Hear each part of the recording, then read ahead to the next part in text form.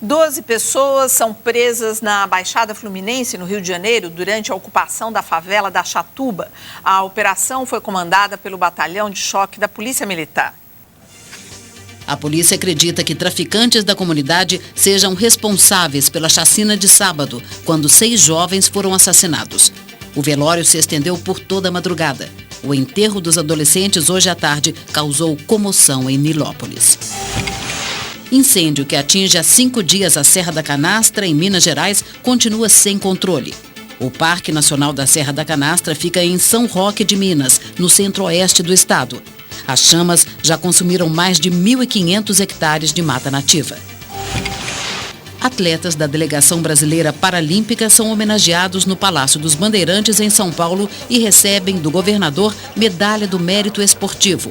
O Brasil conquistou 43 medalhas nas Olimpíadas Paralímpicas de Londres, sendo 21 de ouro, 14 de prata e 8 de bronze. No início da noite, policiais da Rota mataram 9 pessoas em Várzea Paulista, a 50 quilômetros da capital. Durante uma operação contra o tráfico de drogas, policiais trocaram tiros com suspeitos no interior de uma chácara no bairro de Jardim Paulista. As 9 vítimas ainda não foram identificadas. Segundo o comando da Rota, no local foram encontrados armamentos que seriam usados em futuros ataques a bases policiais. Bom, eu gostaria de retomar aqui o assunto do Rio de Janeiro, que foi essa chacina lá dos... são 8 jovens, né? E hoje eu estava vendo um pouco o noticiário do dia, acompanhando, que foi uma comoção no Rio, enterro, foi num ginásio de esportes, uma tristeza enorme, porque os jovens não tinham ligação nenhuma com o tráfico e tudo mais. E aí, numa foto ali que eu vi no site da UOL, vou até pedir para a gente mostrar, que é essa foto desses policiais, quer dizer, são soldados do Exército que vão entrar na favela, ocupar e tudo mais. Eu fiquei olhando assim, são muito jovens, esses rapazes. Aí eu lembrei que os meninos que morreram são muito jovens e a gente não sabe ainda, mas tudo indica que os assassinos ali deles também são pessoas ligadas ao tráfico e também são jovens. Quer dizer, é uma geração aí toda no mesmo barco de um jeito muito ruim. Aí eu pergunto, olhando para esses meninos, eles têm a maturidade para entrar, ocupar uma favela, chegar lá, prender, fazer... Qual é a impressão que vocês têm disso maturidade, acho que não, né? Pelo menos aqueles que comandam eles não devem ser jovens assim. Agora, eu acredito que normalmente os jovens são mais violentos, né? Mas violentos não no sentido de índole, mas violentos no sentido de espontaneidade. Tanto que são jovens que vão para a guerra, que fazem infantaria. Então, são mais destemidos, você quer dizer? Eles são mais destemidos, eles se atiram, eles são mais fáceis de ser, por exemplo, estimulados com gritos de guerra e coisas assim. Jovens muito mais facilmente. Essa história de que jovens não gostam de grupos, não gostam de receber ordens, isso é uma coisa um pouco criada pela uma certa publicidade de comportamento a partir dos anos 60.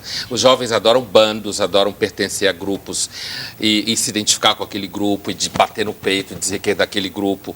Então, com isso que eu quero dizer o seguinte, eu acho que aí você tem uma geração no Exército, muitas vezes, gente de uma certa classe social que não, entre aspas, escapou do Exército, certo? A gente sabe que no Brasil tem muito essa característica. Uhum. Então, de um lado, você tem jovens assim, que de repente vêm de comunidades semelhantes. Quer dizer, vítimas... vale para quem está no crime organizado, por exemplo? Assim, o cara vai por Exército e ele não teve chance de escapar como alguém de classe B ou A teve chance de escapar, entendeu? Mesmo que ele não esteja no crime.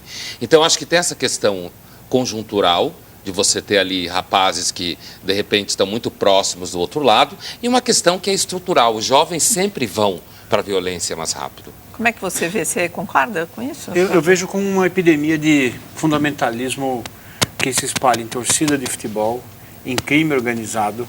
São tribos que são extremamente, ou em gangues daqueles careca lá, como é que chama? Os que são punks e outras velhas skinheads, assim por diante. E aí, no caso, esse caso é particularmente trágico, porque eu vi uma entrevista hoje do comandante da PM do Rio de Janeiro, que ele disse que esses 6 foram mortos porque tocou um celular com uma música que é característica de uma outra facção criminosa. Quer dizer, o indivíduo recebeu o telefonema, recebeu tiro. sem saber de onde vinha. Teve um cadete da PM que foi morto também só porque estava voltando com filha e tudo. Quer dizer, um culto evangélico. A vida do jovem brasileiro vale muito pouco, seja no tráfico urbano, nos campos de futebol, nas gangues sociais. Quer dizer, é uma crise, e também no Exército. Por sorte não teve reação. Você imagina um menino desse, se houvesse uma reação, um tiroteio, qual que é o preparo dessas pessoas para fazer isso que eu fiquei pensando na hora que eu vi essa foto, assim, eu olhei e falei, nossa, eles são tão jovens, né? Tem vontade de mandar tomar um Nescau, então, mas acho que eles foram. Vai tomar um Nescau, menino. Olha ali, gente. Eles mandaram 250 pessoas para você intimidar pelo número. Mas se houvesse uma reação organizada, eu não sei qual seria o preparo dessas pessoas. Eu torço para que tenha, para que não morra mais gente inocente do que as pessoas que eles querem tirar. É verdade. E os caminhoneiros brasileiros ameaçam iniciar uma onda de protestos. O motivo é a nova lei que estabelece pausas na jornada de trabalho. De acordo com a medida, os motoristas terão de parar 30 minutos a cada 4 horas. Além disso, deverão descansar 11 horas entre as jornadas. A lei estava em vigor de forma educativa desde maio e a Polícia Rodoviária começaria hoje a multar os infratores. Mas, diante dos protestos de entidades do setor, o Ministério da Cidade suspendeu a aplicação das punições. Um novo prazo para o início das multas deverá ser estabelecido amanhã. Caso entre em vigor, a norma vai punir motoristas infratores com multa de R$ 127,00 e 5 pontos na carteira. 4 infrações motivarão a suspensão da habilitação. Os caminhoneiros reclamam do risco de assaltos e da falta de locais de parada nas rodovias. As medidas, que têm o objetivo de reduzir acidentes, já foram tema de reportagens aqui no Jornal da Cultura. Hoje o Sindicato dos Caminhoneiros estava dizendo que eles acham que essa lei é ótima para eles, que vai evitar acidentes, é bom para a saúde do motorista e tudo mais, só que eles acham que as empresas não vão querer cumprir, ou vão criar dificuldade para cumprir essa lei, quer dizer, obrigar ali a parar. Para quem trabalha para a empresa, como ele recebe o salário e uma porcentagem, talvez as empresas queiram, talvez seja verdade. Mas e o autônomo? Quer dizer, o problema todo está no preço do frete. O indivíduo tem que trabalhar muito, senão não paga as contas. Então, veja que paradoxo. Né? Você tem uma lei que proíbe moto de andar no meio das filas. Os próprios motoqueiros, os próprios motoboys não querem, porque eles não conseguem, então, ganhar dinheiro suficiente com a moto. Uma lei que todo mundo sabe que morre gente, faz. A mesma coisa está aqui. Você sabe que se o indivíduo trabalhar, e tem dados de gente que trabalha medindo substâncias de drogas estimulantes, a quantidade de pessoas que usam drogas estimulantes para poder dirigir horas e horas a fio, essas pessoas estão tomando, tem uma quantidade superior a 30% de pessoas que usam drogas estimulantes. Então você tem um indivíduo cansado, sob a ação de anfetamina, e você tem que parar com isso. Isso é certo. Mas daí, ao parar com isso, quem paga a conta? É o caminhoneiro, porque ele não consegue pagar as contas. O problema está no preço do frete. Ou, de repente, as empresas podem começar a demitir e contratar autônomos para não ter que passar por isso. Que é uma prática comum no Brasil, né? Quando o empregado é caro, como o empregado é caro no Brasil, a coisa de contratar autônomos e pessoa jurídica é uma forma do empregador conseguir dar trabalho de alguma forma e não arcar com o ônus do emprego. Dos impostos, encargos. Agora, você vê essa lei à luz do número de pessoas que morrem em acidente de tráfego nas estradas brasileiras com uma causa muito grande, a sobrecarga de trabalho e cansaço, fadiga. Então essa lei é certa ao atentar para um problema importante. Mas o problema central é que o indivíduo, para poder pagar a prestação do caminhão, o combustível, as contas que ele tem que trabalhar horas acima do que é a capacidade das pessoas. Então é uma lei certa, mas que eu acho que não vai pegar enquanto o preço do frete estiver desse jeito. Uma lei dessa funciona melhor num país onde tem uma economia melhor. Porque quando você tem mais mercado, ganha-se mais dinheiro, paga-se mais dinheiro e uma lei dessa funciona. Eu vou dar um chute, eu imagino que em países como Estados Unidos ou Suécia, sei lá, né? Uma lei como essa, de repente, a Suécia não dá para comparar com a gente, porque tem 8 milhões, 7 milhões de habitantes. Mas se você tem uma economia melhor, onde o frete vale mais, certo? Portanto, circula mais dinheiro, uma lei como essa funciona. É certa, Mas como o cara vai pagar as contas? Como é que vai ficar o leitinho das crianças? Não, é a mesma coisa dos motoqueiros. O do motoboy, a mesma coisa que ele falou. A gente reclama do motoqueiro, mas a gente usa também motoqueiro quando precisa. Eu conversei com o presidente, eu uso direto. Conversei com o presidente do sindicato deles. Eles gostariam de não poder ter que trafegar pelo meio. Só que é o seguinte, o trânsito na cidade está ruim. Você precisa circular documentos de mercadoria. Exatamente. Agora, eu queria saber o que tem naquelas caixas. Se fosse pizza que desfria, ainda dá para saber que tem que ter um tempo. Agora, os documentos, a gente entrou num sistema de rapidez, só que você ganha tão pouco por carga e por produtividade que você induz gente jovem a morrer no trânsito.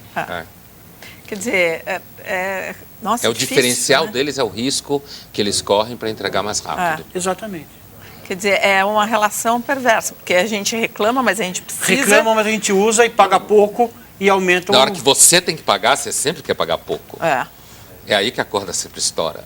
A sempre diferença no mais de teoria e prática. O que sempre no mais fraco. No mais fraco.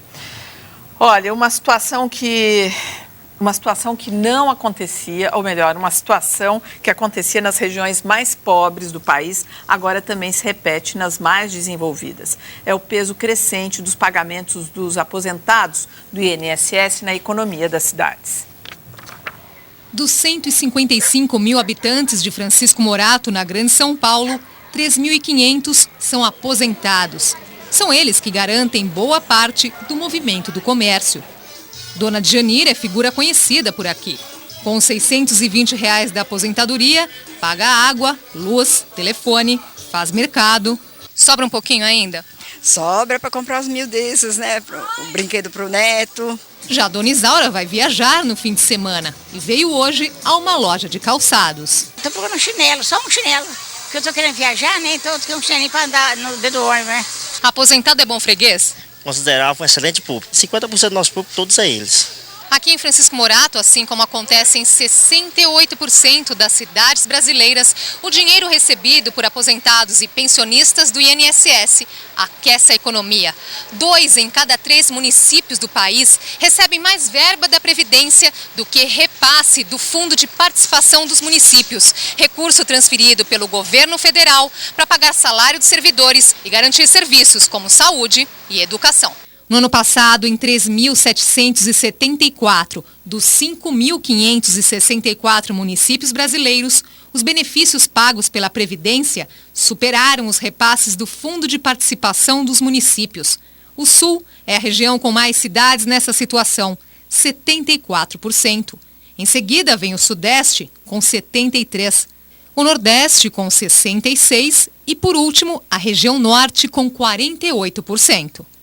Em 2011, Francisco Morato recebeu R$ 36 milhões do Fundo de Participação dos Municípios. Já os benefícios do INSS injetaram mais de R$ 110 milhões. Para esse economista, o motivo do crescimento dos repasses da Previdência é que o governo optou por um programa de distribuição de renda. A grande parte dos benefícios pagos pela Previdência Social são benefícios atrelados ao salário mínimo. Com a política dos últimos 10 anos de valorização do salário mínimo, isso significa que os pagamentos de benefícios previdenciários adquiriram uma importância muito grande na economia brasileira. Como é que vocês veem essa dependência de algumas pequenas economias aí que são os municípios do dinheiro que vem da Previdência, na verdade? Ou que os municípios não têm atividade econômica significativa, que são municípios muito pobres, sem cidades dormitórias, como apareceu ali, Francisco Morato, né, que não tem uma atividade econômica própria, vibrante.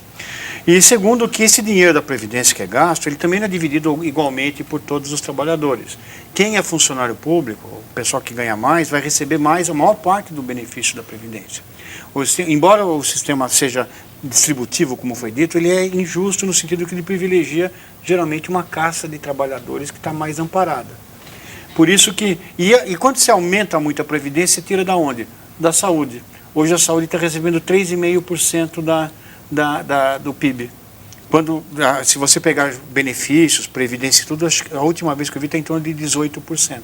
Quer dizer, você gasta muito mais nesse tipo de benefício do que no tratamento da saúde. Por isso que a gente tem uma saúde que é um caos e um sistema que vai sempre aumentar porque o número de aposentados vai cada vez aumentar. Isso tem que ser uma solução urgente, senão as contas do governo não vão fazer frente. Não, quer dizer, elas não vão fechar, é isso? Não vão fechar, e você vai tirar onde? De quem? De um setor que é altamente carente, que devia estar recebendo pelo menos 10% do PIB, que é a saúde. Por isso que a saúde é tão ruim, você tem 1/3 do valor. Aí o Pondé perguntou para você, antes da gente começar aqui o jornal, se tem algum país do tamanho do Brasil, do ponto de vista populacional, que conseguiu resolver essa questão. No ponto de vista da saúde? Da saúde. França e Inglaterra resolveram bem. Eu não vou falar do Chile, que resolveu, porque são países que têm uma população do tamanho do estado de São Paulo, ou menor da cidade de São Paulo. Mas existem países grandes que resolveram fazer isso. E resolveram investir em saúde e fizeram melhor. Países maiores que o nosso, como os Estados Unidos, gastam 16% do PIB, mas gasta mal, porque eles têm um sistema de saúde completamente distorcido. Então, eu acho que nós temos modelos para seguir, sim. Agora, quando você fala 3,5, significa que a gente gasta com saúde, significa dinheiro público e dinheiro de previdência. Se você somar o da Previdência, você vai chegar em torno de 5%, todas? que é muito pouco. Porque hoje o que a gente vê, eu acho que até não é esse assunto agora, vale a gente investir nessa pauta, é o seguinte, você vê tanto o hospital público lotado, o pronto-socorro lotado, quanto os hospitais privados. Está todo mundo num Deus nos acuda. E a gente vive numa reserva ecológica, que é a cidade de São Paulo. Se você for... Reserva ecológica, vai no pronto-socorro do Sírio-Libanês, vai no... Então, eu não estou dizendo que é um spa. Eu só estou dizendo que, comparando com o que a gente vê em outros países, em outros estados, a situação é muito pior. Então, existe um problema de subfinanciamento da saúde que precisa ser resolvido, porque a gente está investindo muito em benefícios sociais e previdência, em detrimento de saúde. Então, isso é uma decisão que precisa ser tomada, claramente. Isso daí é uma coisa que a gente conversava, né, Poli? Assim, é um risco que o país corre de fabricar para si mesmo problemas que sociedade como a alemã, menor, mas a França e a Inglaterra tem, que é você construir uma previdência cada vez mais cara, porque é claro que quem é idoso merece a aposentadoria. O cara contribuiu para a sociedade a vida inteira. Ele tem que receber a parte dele. Agora, a gente nunca pode esquecer que sempre alguém paga a conta. Então, o mercado, como a gente vê, não pode depender dos aposentados. Quem tem que gastar dinheiro é quem trabalha.